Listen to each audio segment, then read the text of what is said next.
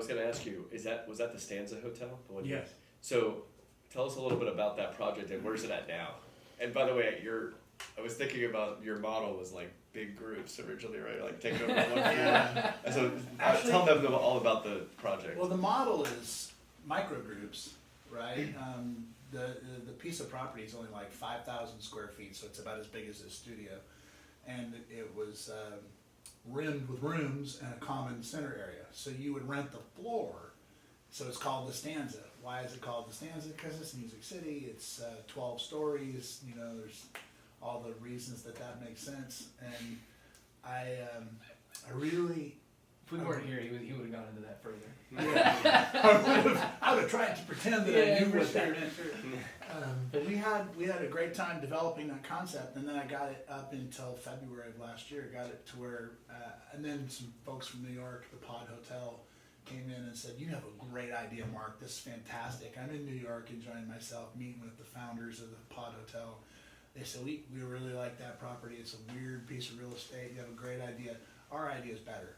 So I said, all right, well, and they're currently my partners. Their idea might be better, but so it's the Pod Nashville now. But you know, right as we're getting ready to finalize our plans, then you know, hotel vacancy becomes an issue in a city where it wasn't a problem before, and that'll come back. I mean, I'm one of those fans of we learn from our mistakes, and the mistakes that other people make are the least expensive kind to learn from. So I'm just going to try to learn from all the mistakes I see being made and try to still move forward. You know, you just can't freeze in this situation.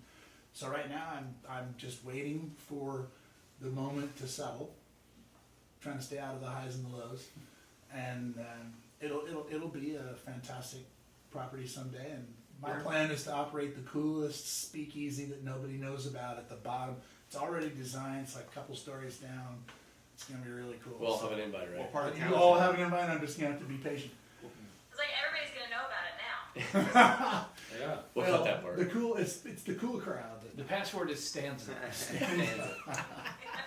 Which part of town is it in? It's on 4th and Lafayette. Nice. Right at the top. Right, well, and it's walking distance from 3rd and Lindsley and some places that are cool. And it's really a really small piece of real estate. I bought it in 2007 because I just thought it would be cool to have a piece of downtown real estate when nobody cared.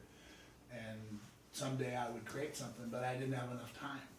So it just sat there, and it looks more like a traffic calming device than it does a piece of buildable real estate. But you know, we have 68,000 square feet on the plan.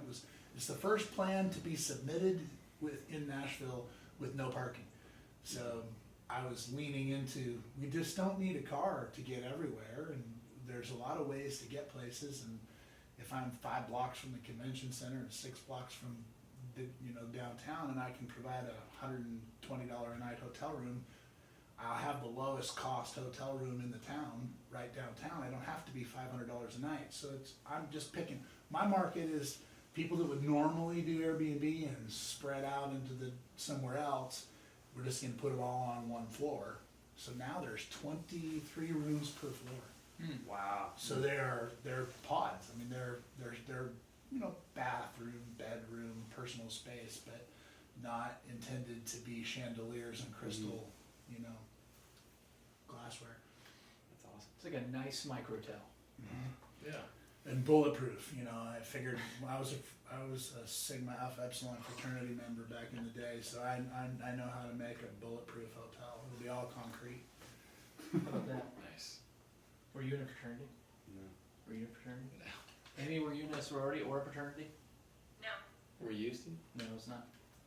You guys With anyone? are not Nope. joiners. Well, no musician is a joiner. Yeah.